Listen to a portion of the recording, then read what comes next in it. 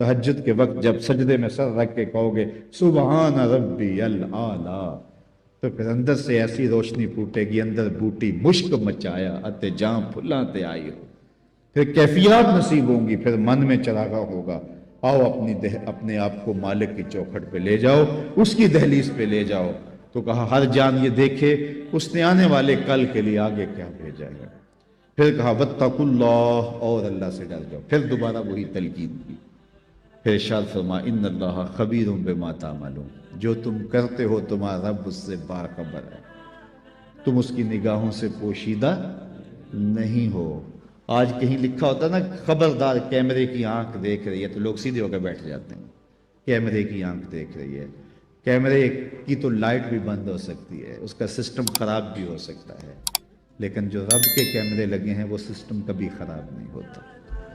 کیمرے کی ایک رینج ہے، اس سے آگے نہیں دیکھ پاتا، لیکن مالک کی شان کے ارا زبیبا نملۃ السودا، کالی رات کے اندھیرے میں، کالے پہاڑوں کے سلسلے میں، گہری غار کے اندر چیونٹیوں کے عمیق سوراخ میں جب چیونٹی چلتی ہے تو اس کے ننھے مہین قدموں سے سینہ سنگ کے اوپر جو وہمی اور گمانی لکیر بنتی ہے، تو ہمارا رب اس کو یوں دیکھتا ہے جس طرح دیوار چین کو دیکھتا ہے۔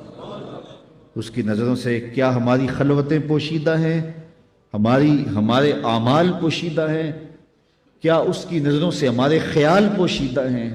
دروازہ مقفل کر کے اگر ہم گناہ کریں گے تو کیا مالک سے پوشیدہ ہوں گے؟ لوگوں سے تو پوشیدہ ہیں لیکن مالک سے پوشیدہ نہیں ہے۔ یہ عقیدہ جم جائے تو بند کوٹری میں بھی جرم نہیں ہو سکتا۔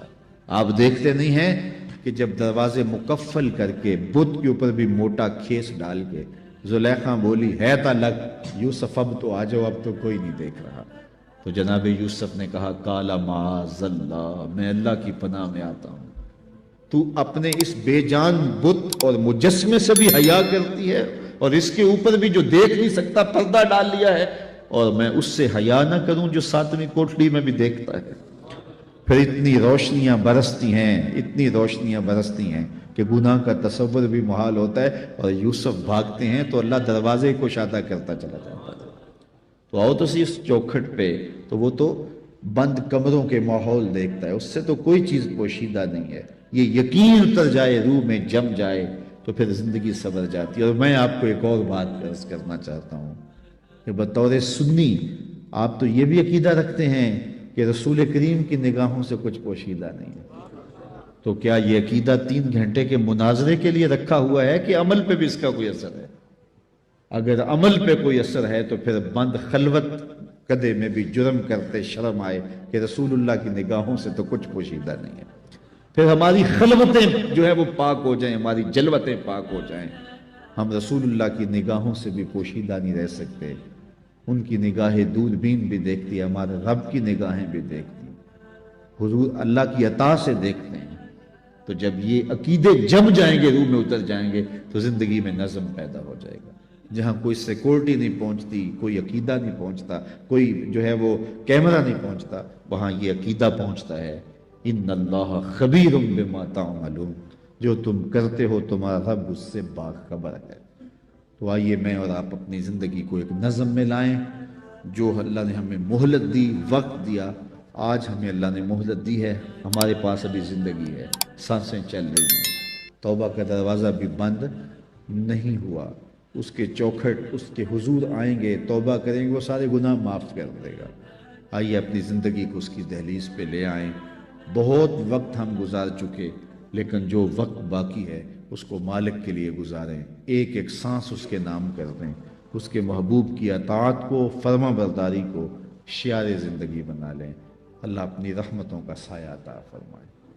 میں زیادہ لمبا خطاب کرتا، لیکن میرا خیال ہے سمجھنے کے لیے، سوچنے کے لیے، عمل کرنے کے لیے اتنی باتیں بھی کافی ہیں، اور ایک تھکے ہوئے شخص سے اتنی باتیں بھی اگر آپ تک پہنچ گئی ہیں تو ان پر عمل نصیب ہو جائے تو زندگی میں بہت کچھ تبدیلیاں لائی جا سکتی ہیں۔ میں آپ کے لیے دعا گو ہوں، اور آپ سارے لوگ میرے لیے دعا گو رہیں کہ اللہ ہم سب کی زندگی خوبصورت کر دے، خیرات حسنات دنیا اور حسنات آخرت عطا فرمائے، ہمیں بھلائیاں بھی دے، اپنی یاد بھی دے، اپنا ذکر بھی دے، ہمیں رزق حلال دے، حرام کے ایک لقمے سے بھی ہماری حفاظت کرے۔ یہ دن مارو مار لگی ہے، بھاگ دوڑ لگی ہے کہ ہم بہت امیر ہو جائیں، ایک دوسرے سے امیر ہو جائیں، چھوڑو اس فکر کو، بس اللہ کے حضور پیش ہونے کا سوچو۔ حضرت سری سکتی رضی اللہ تعالیٰ عنہ فرمایا کرتے تھے، میں تو اس بات سے ڈرتا ہوں اپنے رب کا سامنا کیسے کروں گا۔ سب سے بڑی بات تو یہ ہے، تو جو اللہ نے دے دیا ہم بھوکے نہیں سوتے ہیں۔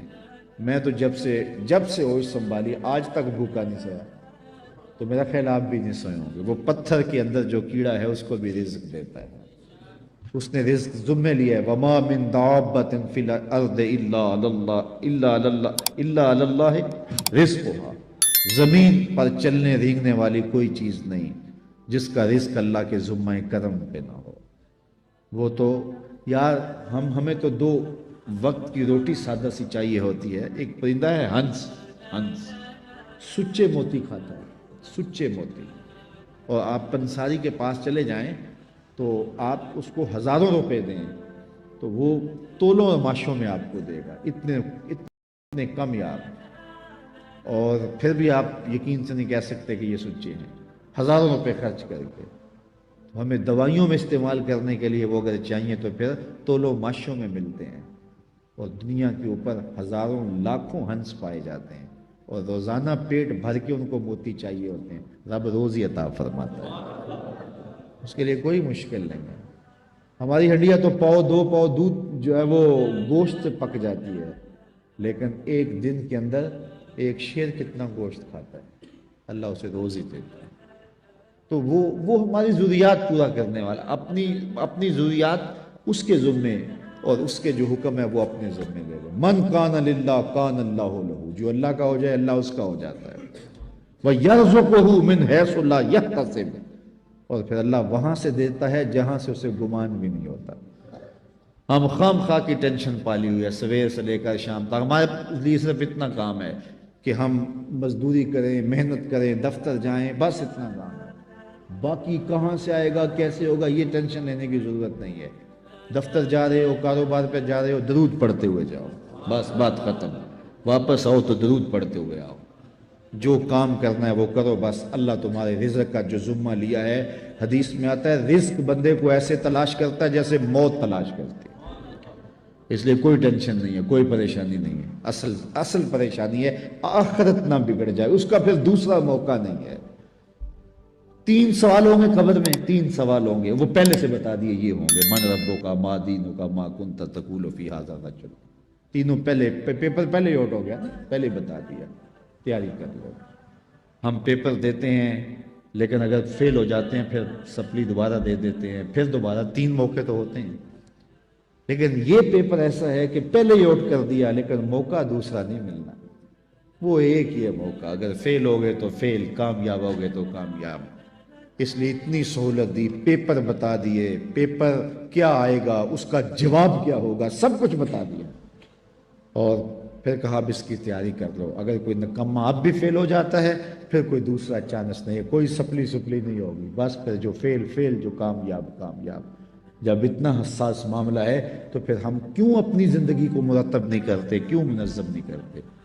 اللہ تعالیٰ جل شانہ آپ سب پر اپنی رحمتوں کے سائے نازل فرمائے، اور اللہ مجھے بھی آپ کو بھی اپنی کرم نوازیوں کے حصار میں رکھے۔